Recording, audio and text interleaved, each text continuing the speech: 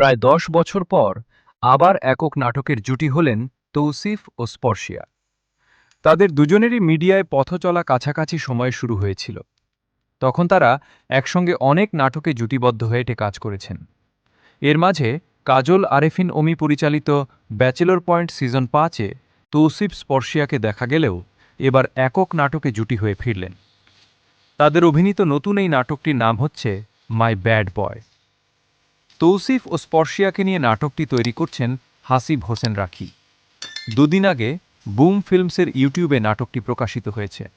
ইতিমধ্যে প্রায় ১৫ লাখ দর্শক নাটকটি দেখেছেন। প্রায় ১,০০০ দর্শক নাটকটি দেখে নানা ধরনের মন্তব্য লিখেছেন। টুকুল আহমেদ নাটকটি দেখে লেখেন, নাটকটি দারুণ ছিল, আমার মন ছুঁয়ে গেছে। মাহবুব শাকিল লেখেন, মনের মধ্যে শীতল অনুভূতি লাগছে।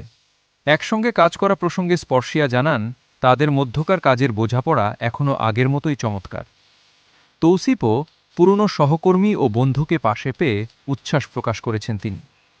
মূলত ১ দশকের প্রতীক্ষার অবসান ঘটিয়ে তাদের এই ফেরা ভক্তদের জন্য এক বড় চমক। তৌসিফ বলেন, ক্যারিয়ারের শুরুতে আমরা অনেক নাটকে একসঙ্গে অভিনয় করলেও ২০১৬ সালের পর আর একসঙ্গে কাজ হয়নি। ১০ বছর পর আবার একসঙ্গে অভিনয় করছি, খুব ভালো লাগছে। স্পর্শিয়ার সঙ্গে কাজ করার অভিজ্ঞতা খুব ভালো, কারণ আমরা ক্যামেরার পেছনের বন্ধু।